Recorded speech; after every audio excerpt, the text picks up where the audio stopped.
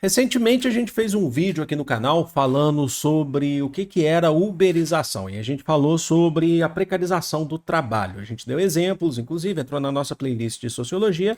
E ontem, dia 4 de março de 2024, a gente teve uma nova etapa desse processo, uma nova notícia desse processo que foi encaminhada pelo governo federal, governo Lula, encaminhou uma PLC. O que é a PLC? Um projeto de lei complementar. Foi encaminhado através de um acordo, foi encaminhado para o Congresso. Se for aprovado no Congresso, vira lei, tá bom? Enquanto isso, deixa eu só limpar aqui meus óculos aqui.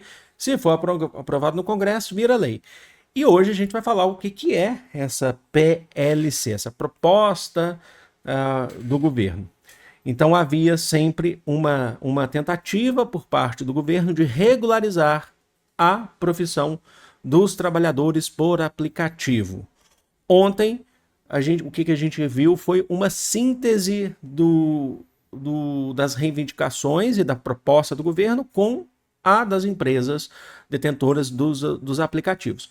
Mas é importante destacar, o que a gente viu ontem dessa PLC vale para os motoristas de aplicativo, certo? De viagens, não vale para os motoristas de entregar, os entregadores, tá? Então, iFood, vamos jogar aqui o nome correto, já o nome real, iFood não entra porque não houve acordo com o governo sobre os entregadores de iFood e de outros aplicativos. Então, só para os motoristas de aplicativo.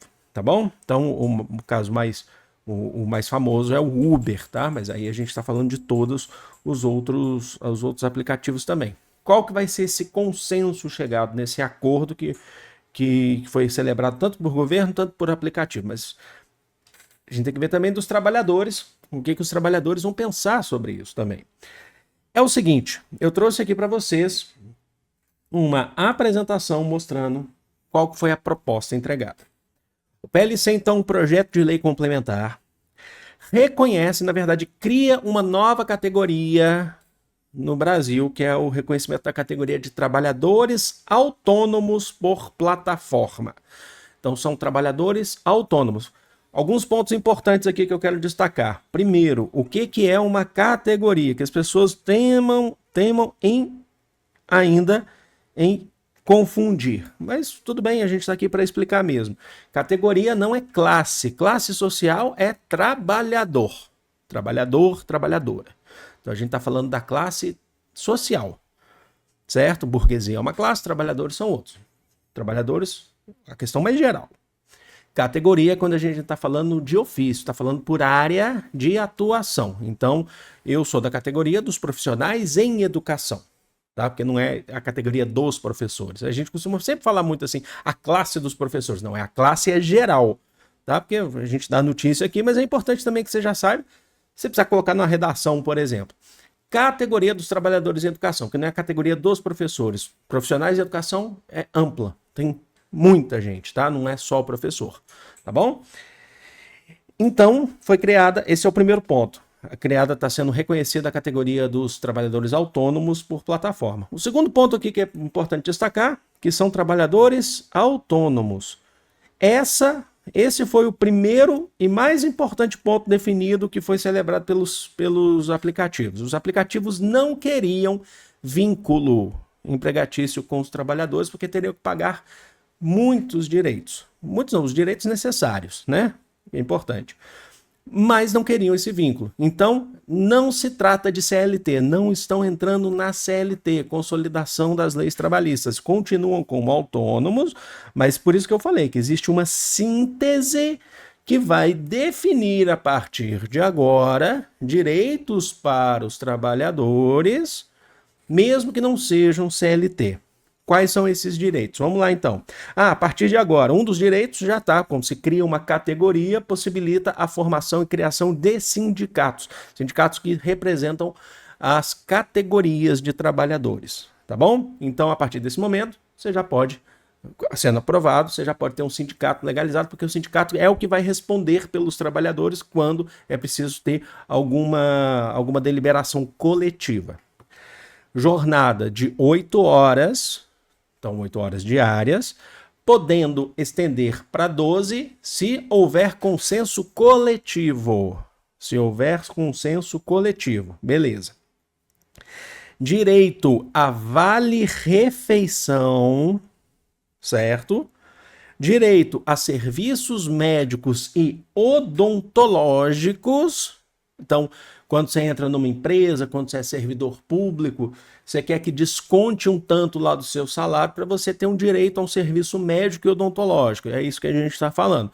Se quiser, vai ter um desconto, ou a empresa, o aplicativo vai ter que oferecer um plano empresário, um plano da empresa, na verdade, para os trabalhadores, tá bom?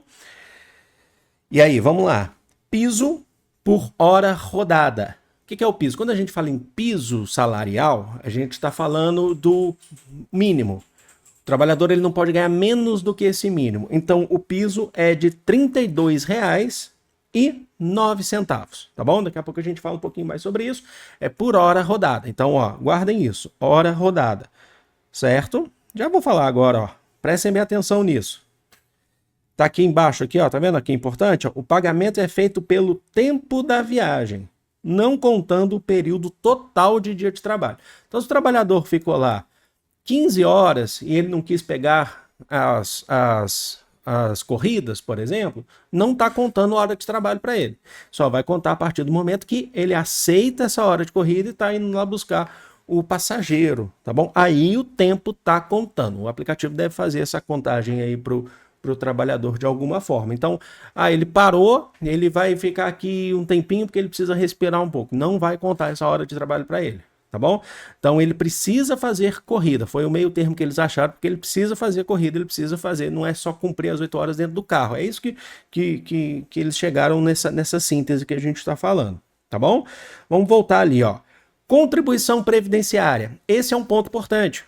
Essa foi a jogada entre governo, tinha um ponto muito importante aqui, porque o governo gostaria que houvesse contribuição previdenciária, certo?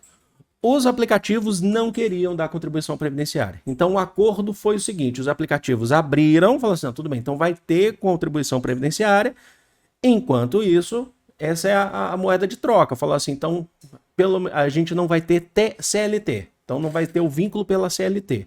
A gente aceita a contribuição previdenciária, mas sem um vínculo para a CLT.